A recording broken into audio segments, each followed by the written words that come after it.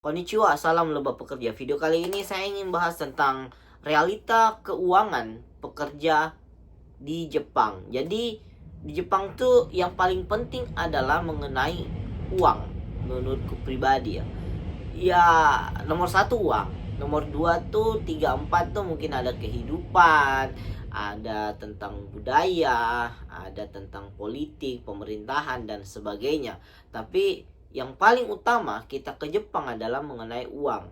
Jadi gimana caranya kita di Jepang ini uang kita bertambah, bukan berkurang atau stagnan. Oke, jadi begini kehidupan keuangan para pekerja di Jepang. Kita bahas tentang beberapa hal ya. Yang pertama adalah dari gaji. Jadi gaji ini kita bisa hidup, dan gaji di Jepang itu dari belasan sampai dengan puluhan juta. Itu umumnya gitu. Tapi rata-rata UMR di Jepang itu kan hitungannya per jam ya. Tapi UMR di Jepang itu pastinya 20 juta ke atas. Itu kotor. Jadi di Jepang itu ada gaji kotor, gaji bersih. Jadi gaji bersihnya ini yang penting berapa. Gaji kotor mah bahkan gaji kotornya puluhan sampai 50 juta pun gaji bersihnya yang kita hitung nih berapa. Jadi rata-rata UMR-nya itu 20 juta lebih.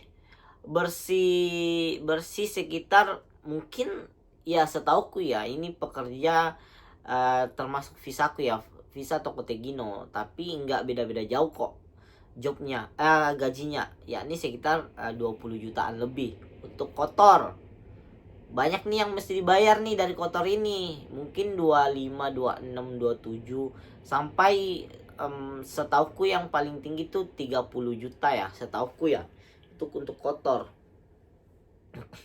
Nah, dari gaji ini yang bersihnya cuma 18 juta, bukan 18 ya, belasan juta, itu larinya kemana sih sebenarnya? Oke, yang ini aku posisinya di sini ada job sampingan. Jadi aku banyak ngobrol sama ratusan orang. Ceritanya hampir-hampir sama soal keuangan. Yang bisa dia tabung dan sebagainya gitu. Yang pertama tuh gaji tuh dipakai untuk apartemen, bayar apartemen yang harganya ada yang, jadi apartemen itu ada beberapa yang bayarannya dibantu perusahaan setengahnya, dan juga ada yang fullnya dari kita gitu. Kalau saya pribadi itu saya nanggung sendiri, jadi perusahaan gak ada hubungan sama sekali nih. Kankenai, zenzen kankenai, itu terserah aku mau tinggal di tempat yang mahal atau yang murah, terserah. Jadi yang pertama tuh dipotong, gaji kita itu dipotong untuk apartemen, itu yang paling pertama, tempat tinggal. Di apartemen ini kita harus bayar listrik, air, gas. Jadi apartemennya harganya 1,5 sampai dengan 5 juta. Itu yang rata-rata aku dapatkan di sini. 1,5 juta rupiah sampai 5 juta lebih. Itu tergantung lo. Listrik, air, gas ini relatif banget sih, listrik, air, gas. Cuman rata-rata pasti di bawah 1 juta kok. Bahkan tuh listrik mungkin 2-3 ribu, 300 ribu gitu. Air mungkin segitu, 200-300 ribu ya. Tapi kalau listrik itu tergantung pemakaian. Kalau saya pribadi musim dingin tuh pasti boros banget. Hampir sejuta, berarti 800 ribu itu kadang segituan.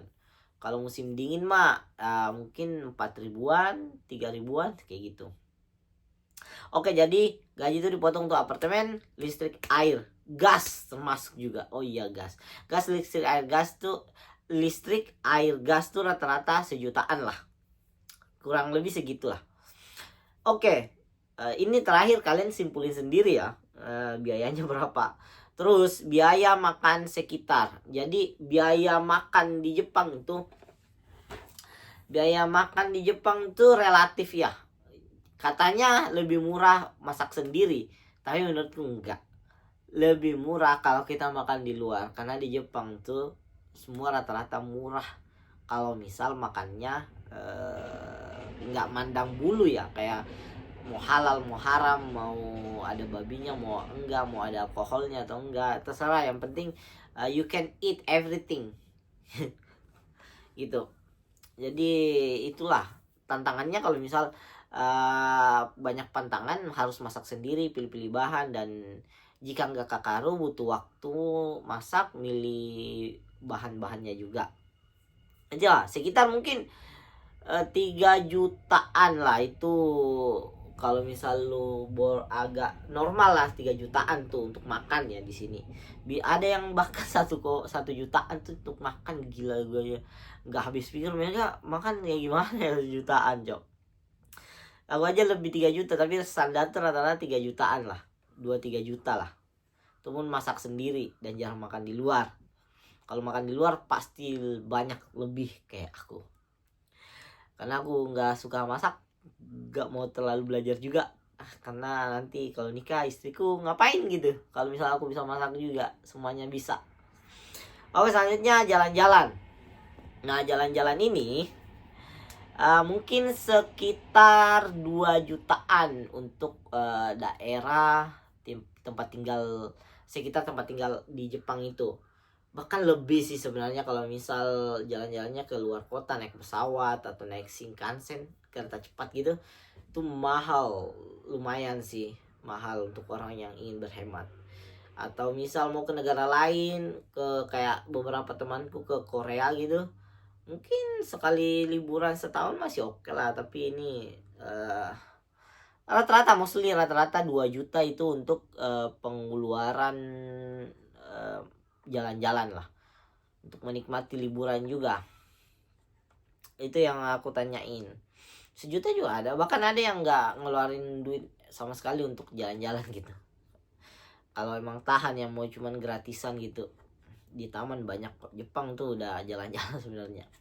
Yang selanjutnya, kirim ke orang tua dan adik-adik. Ini yang banyak menguras rekening, apalagi teman-teman yang merasa ada tanggungan di Indonesia yang harus membayar gitu, kayak adik, kakak, orang tua yang merasa kayaknya saya bertanggung jawab untuk mereka deh. Padahal enggak, kita tuh bertanggung jawab untuk diri kita sendiri. Jadi pikirkan dirimu sendiri sebelum pikirkan orang lain, menurutku pribadi gitu ya. Jadi buat safety, keamanan dulu, safety net ya, finansial yang agak bagus untuk dirimu, baru lu pikirin. Kecuali ini nih, ada utang di Indonesia yang hasilmu ke Jepang itu wajib dibayar. Itu ngirim ke orang tua yang kayak misal rata-rata sih 5 juta, 7 juta, bahkan ada 10 juta kalau misal udah nikah istri gitu. Istri anak tuh wajib banget dinafkahi sih sebenarnya. Itu wajib ya, karena misal yang udah nikah ya. Rata-rata sih gituan lah. Kalau aku pribadi ngirim di bawah 5 juta. Kecuali ada keperluan mendesak atau mendadak, karena itu menurutku mereka juga bisa hidup. Jadi nggak tergantung sama aku juga. Itu yang kirim ke Indonesia sekitar 5 jutaan lah. 5 jutaan ya, oke. Relatif segitu rata-rata. Dan ngirim. Terus selanjutnya nih ditabung dan beli barang-barang di Jepang. Nah ini ditabung, beli barang-barang, jalan-jalan. Ini yang aku tanyain mereka cuman bisa nabung sekitar Ichimang atau 1 juta rupiah atau 2-3 juta rupiah. Nah itu realitanya yang saya tahu kebanyakan dari orang-orang yang bekerja di Jepang. Jadi balik ke Jepang pun nggak ada, mereka ngandalin ini. Kita tuh kerja di Jepang tuh ada namanya nenking ya, dana pensiun. Jadi kalau kerja kita bakal dapat itu gitu. Mungkin banyak yang lebih ngandalin itu dibanding nabung, karena banyak kita nggak bisa nabung di Jepang karena suka beli barang-barang bagus yang kita pikirkan di Indonesia tuh wow banget, di Jepang kan murah gitu. Nggak sengaja kita beli duitnya nggak ada, balik lagi kemudian miskin gitu aja berputar, cuman perkara waktu doang. Itu realitanya pengelolaan duit di Jepang dari para pekerja gitu. Untuk jumlahnya kalian bisa simpulin aja kisaran berapa yang bisa dikumpulkan orang Indo. Makanya orang yang punya tabungan di Jepang banyak dan di Indonesia ada aset itu luar biasa sih sebenarnya. Kalian itu termasuk orang-orang yang cuman berapa persen dibanding mereka yang bulan ini gajian, minggu depan udah habis gitu. Nah, hari ini gajian, minggu depan udah habis, tuh gila sih. Dan juga ini sedikit tambahan adalah orang-orang yang di Jepang 1 tahun pertama itu kebanyakan dari mereka untuk ngumpulin modal. Kebanyakan ngumpulin modal. Nanti baru terasa enaknya di tahun kedua. Biasanya yang ngasih keluar, yang ngeluarin duit banyak untuk berangkat ke Jepang. Padahal disclaimer dulu, ini opini pribadi dan beberapa teman. Kerja ke Jepang tuh gak perlu mahal. Sekali lagi aku ulangin, ke Jepang tuh gak terlalu mahal kalau tahu informasinya, relasinya. Jadi semakin banyak yang lu punya informasi, maka semakin murah. Ditambah usaha lu maksimal. Tapi semakin lu mau ribet, mau semua diurusin, semua gampang gitu, lu harus bayar mahal untuk itu.